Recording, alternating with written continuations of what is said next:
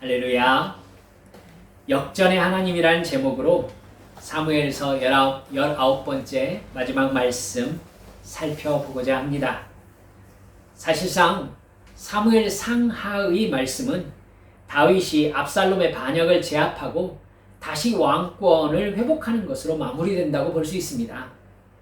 21장에서 24장까지 마지막 장까지의 말씀은요, 사무엘서의 가장 핵심이 되는 말씀을 다윗이 경험한 사건과 연관해서 끝에 정리하는 내용으로 이렇게 되어 있습니다.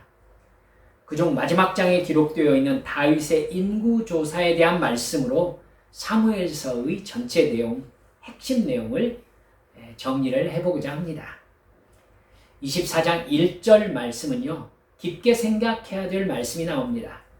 여호와께서 다시 이스라엘을 향하여 진노하사 그들을 치시려고 다윗을 격동시키사 가서 이스라엘과 유다의 인구를 조사하라 하신지라. 하나님이 이스라엘에게 진노하셨습니다. 그 이유가 무엇인지 정확하게 나오지는 않습니다. 하지만 짐작이 어렵지는 않습니다. 다윗 왕국은요, 지금까지의 이스라엘 민족이 경험하지 못한 강력한 국력의 성장을 이루었습니다. 영토가 위쪽으로는요, 유프라테스 강에 맞닿았습니다. 그리고 밑으로는 이집트와 국경성을 맞댈 정도로, 그러니까 메소포타미아와 이집트 문명을 연결하는 비옥한 반달 지역의 그 넓은 평야를 이스라엘이 거의 다 차지한 것입니다. 서쪽으로는 지중해를 맞대고 있었고, 블레셋을 완전히 굴복시켰습니다. 동쪽으로는 모압과 암몬을 굴복시켰습니다. 그래서 조금만 더 나아가면 지금의 유프라테스강 하류까지 맞부딪힐 수 있는 그 사막까지 진출을 했었던 상황이었습니다. 이렇게 광활한 영토를 차지하고 속국으로부터 조공을 계속 받는 상황이 된 것입니다. 이런 강력한 권력을 이룬 다윗 왕국에게 하나님이 진노하시는 상황은 하나밖에 없습니다. 교만이지요. 다윗 역시 이제 거칠 것 없는 왕권으로 인해서 자신감이 생긴 시기였을 것이라고 생각합니다. 하나님은 이스라엘을 징계하시기로 작정하셨습니다. 하나님이 여러분 죄를 징계하기로 작정하셨을 때에는 사람이 죄를 짓는 것을 내버려 두십니다. 이 부분이 중요하기 때문에 여러분 한 번 더 마음에 담고 넘어가시기 바랍니다. 하나님이 죄를 징계하시기로 작정하셨을 때에는요, 사람이 죄를 짓는 것을 내버려 두십니다. 분명히 내가 죄를 짓고 있는데 뭐가 잘못되어 가는 일이 별로 없는 거예요. 사업도 잘 되고 가정도 그냥 괜찮고요. 인간관계 어려움도 별로 없고요. 돈도 잘 벌려요. 여러분, 이 상황이 사실은 아주 위험한 상황입니다. 여러분, 그렇게 가면은요, 이제 끝모르고 교만해지거든요. 하나님이 교만을 징치하실 때, 하나님이 정말 징계하실 때는요, 내가 생각하는 끝에 올라가도록 내버려 두세요. 그리고 거기에서 완전히 떨어뜨려 버려요. 이게 하나님의 징계입니다. 적당히 이렇게 그러지 않으세요. 하나님이 적당한 관계가 있거든요. 근데 이게 반복되면 하나님이 어느 날 갑자기 그냥 가만두세요. 그러면 적당하다가 올라가요. 끝까지 올라가게 내버려 두신다니까요. 그리고 하나님이 거기다 싶을 때 아예 바닥으로 내려버리세요. 이게 징계입니다. 그러니까 내가 죄 가운데 빠져 있고 영적인 생활이 엉망인데 아무 일도 일어나지 않고 그냥 흘러가는 대로 흘러간다? 대단히 위험한 상황이라고 깨달으실 수 있으셔야 영적으로 깬 사람입니다. 영적으로 깬 사람이면 거기까지 오지 않겠죠. 다윗은 하나님께서 은혜로우신 통제를 거두시자 곧바로 인간의 본성을 드러냅니다. 군사령관 요압에게 이스라엘 단에서부터 브엘세바까지 모든 지파의 인구를 조사해서 보고하라는 명령을 내려요. 이 명령에 대해서 3절에 요압이 대답한 것을 보면요, 이 명령이 요압에게 어떻게 받아들여졌는지를 금방 알 수 있거든요. 요압이 왕께 아뢰되 이 백성이 얼마든지 왕의 하나님 여호와께서 100배나 더하게 하사 내 주 왕의 눈으로 보게 하시기를 원하나이다. 그런데 내 주 왕은 어찌하여 이런 일을 기뻐하시나이까?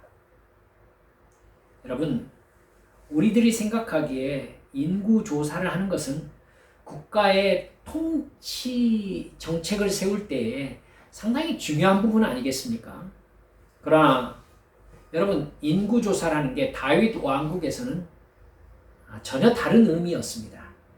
요압 장군이 보기에도 이것은 아니라는 생각을 할 만한 일이었다는 거예요. 무슨 의미일까요? 다윗이 지금 인구 조사를 시키는 것은요, 전쟁에 나갈 수 있는 군사력을 조사하고자 하는 것입니다. 즉, 다윗의 권력을 측정하려는 거예요.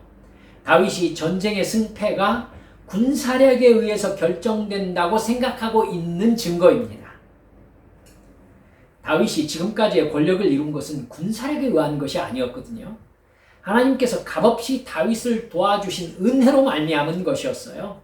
그러니까 지금의 영토와 다윗의 권력은 전적으로 하나님이 하사하신 은혜였단 말입니다. 다윗 왕국의 실제적인 왕은 여호와 하나님이셨던 거고요. 그 사실을 요압도 알고 있었어요. 즉, 다윗 군대의 모든 사람들이 알고 있다는 뜻입니다. 그런데 이런 요압의 말을 듣고서도 다윗은 4절에 보니까 요압 장군과 군대 사령관들을 재촉합니다. 빨리 인구조사를 해라. 무려 10달 정도의 시간을 들여서 단에서부터 브엘세바, 북쪽에서 남쪽 끝까지 인구조사를 해서 10달 후에 예루살렘으로 돌아와 백성의 수를 다윗에게 보고했다고 되어 있습니다. 유다지파를 제외한 나머지 11지파에서 칼을 빼서 다룰 수 있는 용사가 80만이었습니다. 유다지파에는 50만이 있었다고 보고했습니다. 이렇게 인구조사의 결과를 보고받은 후에 다윗의 마음에 비로소 자기가 죄를 지었다는 자책감이 찾아왔습니다. 10절에서 다윗은 하나님께 이렇게 말씀드립니다. 다윗이 백성을 조사한 후에 그의 마음에 자책하고 다윗이 여호와께 아뢰되 내가 이 일을 행함으로 큰 죄를 범하였나이다. 여호와여, 이제 간구하옵나니 종의 죄를 사하여 주옵소서. 내가 심히 미련하게 행하였나이다 하니라. 여러분, 다윗은 자기의 행동을 하나님께서 어떻게 보셨는지를 이제야 정확하게 분별하게 된 것입니다. 이제야 영적 분별력이 작동한 것이죠. 지금 다윗은 인구조사라는 행동으로 이스라엘을 다스리는 국정 운영에서 여호와 하나님을 제거하는 큰 죄를 저지른 거예요. 하나님 없이 내가 동원할 수 있는 군사력이 얼마나 되느냐를 조사한 것. 이건 자기가 이들의 왕이 되었다라는 만족감이잖아요. 그렇죠? 다윗의 고백에 대한 하나님의 조치는 심각했어요. 하나님은 선지자 갓을 보내서 다윗에게 징계 3가지를 말씀하시면서 선택하라고 말씀하십니다. 임금님의 나라에 7해 동안 흉년이 들게 하는 것이 좋겠습니까? 아니면 임금님께서 왕의 목숨을 노리고 쫓아다니는 원수들을 피하여 석 달 동안 도망을 다니시는 것이 좋겠습니까? 아니면 임금님의 나라에 사흘 동안 전염병이 퍼지는 것이 좋겠습니까? 고민에 빠진 다윗이 대답하죠. 괴롭기가 그지없습니다. 그래도 주님은 자비가 많으신 분이시니 차라리 우리가 주님의 손에 벌을 받겠습니다. 사람의 손에 벌을 받고 싶지는 않습니다. 무슨 의미인지 아시겠죠? 가장 짧은 하나님의 손으로 하는 징계를 선택한 것입니다. 반역이 일어나 사람에게 쫓기는 것보다 긍휼이 많으신 하나님께서 직접 벌하시는 것을 받겠다는 것이죠. 하나님은 다윗의 그 말을 듣고 이스라엘에 전염병을 내리십니다. 사흘 동안 전염병을 내리시겠다고 하셨잖아요. 사망자가 7만 명이나 되었습니다.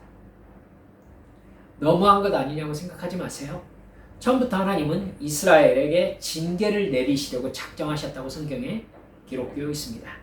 하나님의 심판은 공평하지 않으신 적이 한 번도 없습니다. 즉 하나님이 너무한 적이 없다는 거죠.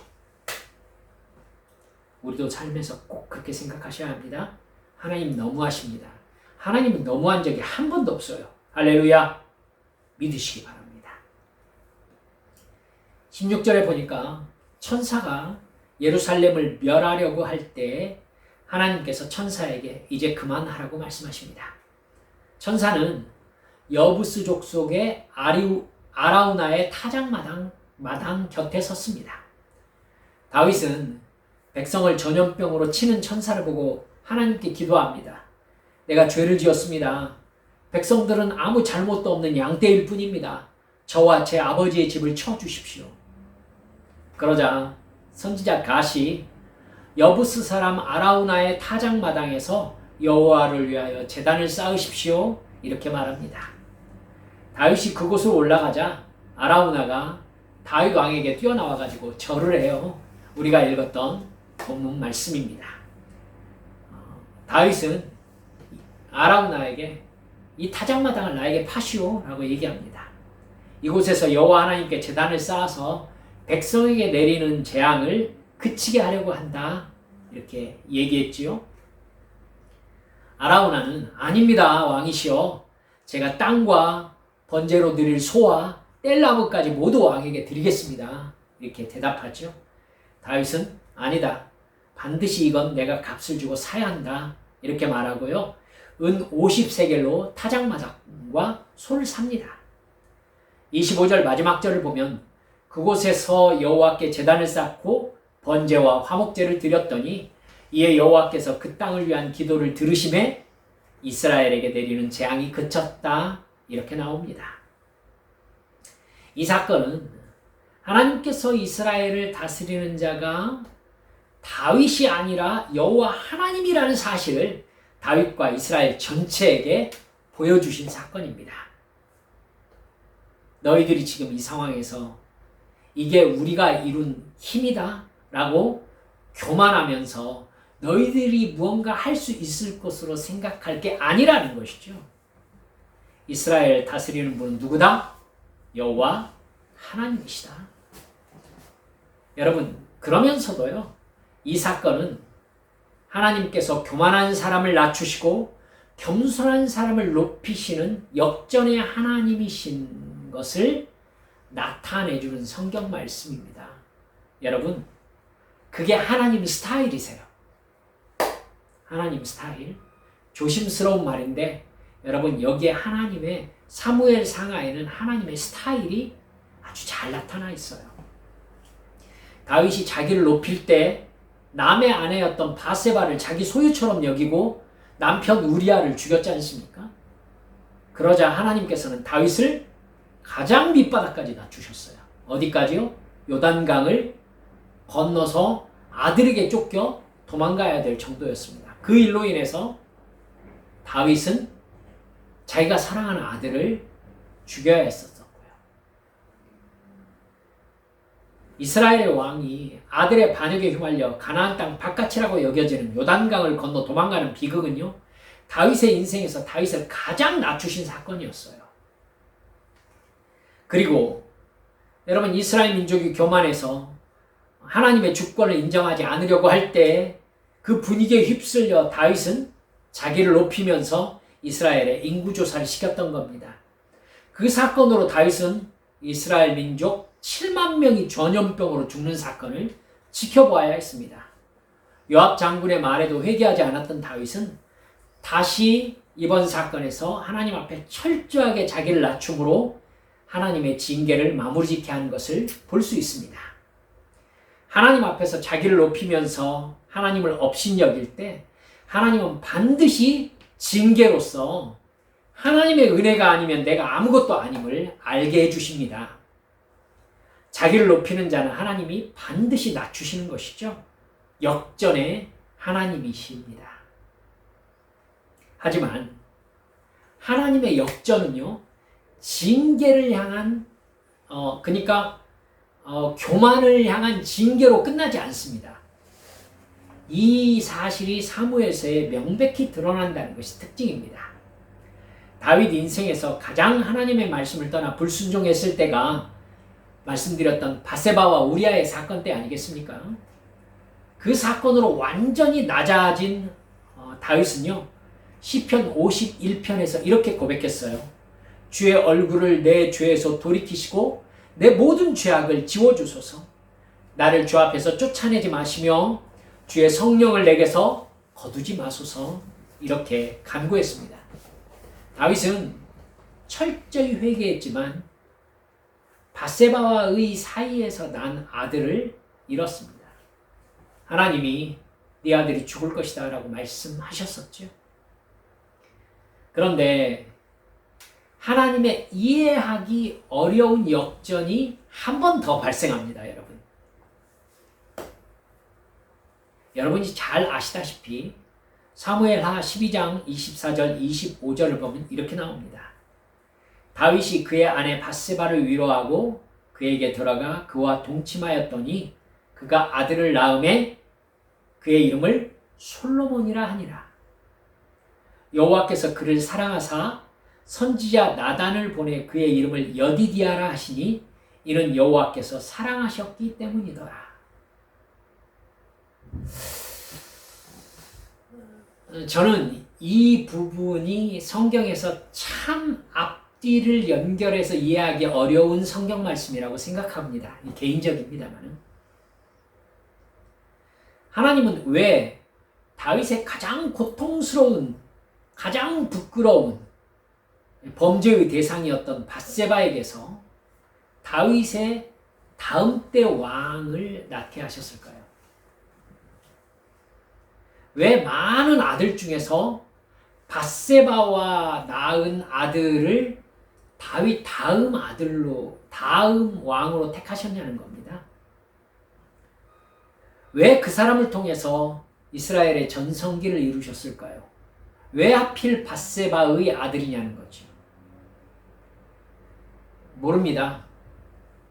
하지만 한 가지, 하나님은 하나님의 자녀가 가장 비통한 회개의 현장에 놓여 있을 때, 가장 낮아지고 가장 보잘것없어진 현장에 놓여 있을 때 가장 놀라운 하나님의 역전을 이루시기를 좋아하시는 스타일을 가지고 계시다는 것을 엿볼 수 있습니다. 이건 왜 그러느냐를 몰라요. 그게 성경에서 여러 번 나타난 하나님의 스타일이에요. 스타일이에요. 저는 왜 밧세바와의 관계에서 낳은 그 다음 때 아들 솔로몬을 하나님이 여호와의 사랑을 받는 자라는 뜻이 여디디아라고 하거든요.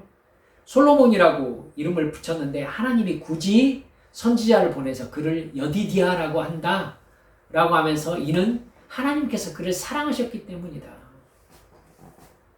왜 그 아이를 특별히 사랑했는지 저는 솔직히 모르겠어요. 여러분 아시겠어요? 하나님 스타일이에요. 하나님 스타일. 한 가지 더. 오늘 본문 말씀에 아라우나의 타작마당 번제는요, 다윗 왕의 교만으로 하나님께 가장 낮아진 위치에서 드린 번제와 화목제였습니다. 그곳에서 일국의 왕이 자기의 교만을 회개하고 하나님께 직접 번제와 화목제를 바쳤습니다. 그곳은 역대상 21장을 보면 하나님의 천사가 예루살렘을 멸하려고 칼을 뽑아들고 서 있던 장소였습니다. 다윗이 생각할 때는 자기의 적나라한 죄악을 다시 생각나게 하는 장소였습니다. 어쩌면 저 같으면 가기 싫은 장소, 잊고 싶은 장소였을 것 같은데 여러분 그렇게 생각되지 않으십니까? 자기의 죄와 하나님의 징계를 생각나게 하는 장소잖아요. 그렇죠? 그러나 하나님은요, 여부수족 수옥인 아라우나가 소유하고 있던 다윗 왕의 회개 장소, 그 타작마당을 솔로몬 성전이 세워질 장소로 삼으십니다. 번제와 화목제를 다 드리고 난 다윗은요, 역대상 22장 1절에서 이렇게 말합니다. 다윗이 이르되 이는 여호와 하나님의 성전이요 이는 이스라엘의 번제단이라 하였더라. 다윗이 이곳에 성전을 지으려고 확정한 장면입니다. 역대하 3장 1절에 보면 확실하게 나오거든요. 솔로몬이 예루살렘 모리아산에 여호와의 전 건축하기를 시작하니 그곳은 전에 여호와께서 그의 아버지 다윗에게 나타나신 곳이요 여부스 사람 오르난, 아라운하고 똑같은 이름입니다. 오르난의 타작마당에 다윗이 정한 곳이야. 다윗이 자기의 교만을 회개하며 가슴 아프게 이 재앙을 멈춰주세요 하고 하나님 앞에 간구했던 장소입니다. 근데 여러분 그곳 이름을 모리아라고 하고 있는 것을 생각해 볼 필요가 있겠네요. 솔로몬 성전 건축 장소는 다윗의 회개 장소인가 동시에 여러분 모리아 땅에 있는 곳이었습니다. 뭐가 생각납니까? 아브라함이 아들 이삭을 번제로 바치려고 그를 묶어서 칼을 치켜들었던 장소가 바로 그곳이었던 것입니다. 어쩌면 역시 하나님이라는 생각이 들지 않습니까? 다윗이 가장 겸손한 자세로 하나님의 주권을 인정하며 회개하는 마음으로 번제와 화목제를 드렸던 곳이 아브라함이 아들 이삭을 번제로 바쳤던 장소이고 그곳에 솔로몬 성전이 세워졌던 것입니다. 하나님은 다윗의 회개를 하나님을 예배하는 성전의 장소를 주시는 것으로 역전시키셨던 거죠. 그러고 보면 사무엘상 1장의 내용을 여러분 기억하실 수 있을 것 같습니다. 한나라는 여인은 하나님이 임신하지 못하게 하셔서 아들이 없었습니다.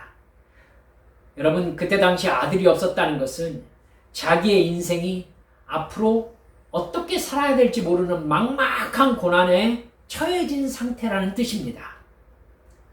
아들이 없던 한나에 반해서 엘가나의 둘째 부인 브린나는 아들을 쑥쑥 잘 낳았습니다. 이것 때문에 한나는 더욱더 마음이 비참했습니다. 브린나는 심지어 한나를 괴롭히기까지 했습니다. 아들도 못 낳는 여인이라고 놀려댔던 것이죠. 한나가 하나님께 간구하여 사무엘을 주시고 한나가 사무엘을 하나님께 바친 다음에 하나님께서 한나에게 세 아들과 두 딸을 주시는 내용이 사무엘상 1장 2장의 내용입니다. 한나는 사무엘상 2장 3절에서 8절까지 해서 이렇게 노래하고 있습니다. 들어보세요. 용사의 활은 꺾이고 넘어진 자는 힘으로 띠를 띠도다. 여호와는 죽이기도 하시고 살리기도 하시며 수월에 내리기도 하시고 거기에서 올리기도 하시는도다. 여러분 아시겠죠? 1장부터 사무엘서 끝장까지 역전의 하나님을 노래하고 있는 거예요. 여호와는 가난하게도 하시고 부하게도 하시며 낮추기도 하시고 높이기도 하시는도다. 가난한 자를 진토에서 일으키시며 빈궁한 자를 거름더미에서 올리사 귀족들과 함께 앉게 하시며 영광의 자리를 차지하게 하시는도다. 풍족하던 자들은 양식을 위하여 품을 팔고 줄이던 자들은 다시 줄이지 아니하도다. 전에 임신하지 못하던 자는 7을 낳았고 많은 자녀를 둔 자는 쇠약하도다. 한나의 노래 안에 사무엘서의 주제가 정확하게 나타나 있었던 거예요. 역전의 하나님이시라는 거예요. 사무엘상 2장에서부터 사무엘하 24장 끝장까지 사무엘서는 하나님이 겸손한 자를 통해서 하나님의 영광을 나타내시는 역전의 하나님이라고 말씀하시는 성경이라는 것을 믿으시기 바랍니다. 말씀을 맺기로는 우리도 하나님만 섬기며 하나님의 주권 아래 겸손히 복종함으로 말미암아 하나님이 높여주시고 하나님이 세워주시고 하나님이 부어주시는 역전의 하나님을 경험하시는 우리 한빛의 성도들이 모두 되어주시기를 우리 주 예수님의 이름으로 간절히 축원합니다. 우리 함께 기도드리십시다. 그 역전의 하나님이 우리의 아버지이십니다. 그러기에 우리 한빛 성도들은, 우리 한빛 교회는 하나님 앞에 가장 낮은 자리로 내려가는 것을 절대 비참하게 여기지 않기로 약속합시다. 예, 주님께서 낮추시는 것은 나의 교만을 깨닫게 하시고 내가 정말로 겸손해졌을 때 진짜 하나님이 원하시는 자리로 높이시기 위함입니다. 그래서 우리를 복음의 통로, 생명의 통로로 삼으시고 싶으셔서죠. 저는 우리 성도들 위해서 지금도 많이 기도합니다. 하나님께서 복의 복을 더하시옵고 직장에서 형통하게 하셔서 돈도 많이 벌게 하시고 임원도 되게 하시고 영향력이 커지게 해주셔서 겸손히 하나님 앞에서 내가 감당해야 될 하나님의 사명에 온전히 붙잡혀가지고 하나님이 생명의 통로로 사용하시는 교회 성도들로 주께서 키워주시라고 저는 매일 기도합니다. 사랑하는 여러분들이여, 하나님이 저는 하실 줄 믿습니다. 그러기에 이 시간 기도할 때 주여, 저를 낮추시는 하나님께서 저를 사랑하심을 제가 믿게 하여 주옵소서. 저의 고난 속에 오직 하나님만 의지하게 하시려는 하나님의 사랑이 있음을 발견하게 하여 주시옵소서. 이 시간 주님 앞에 함께 통성으로 기도하시겠습니다. 기도합니다. 아버지 하나님 감사합니다. 할렐루야, 할렐루야.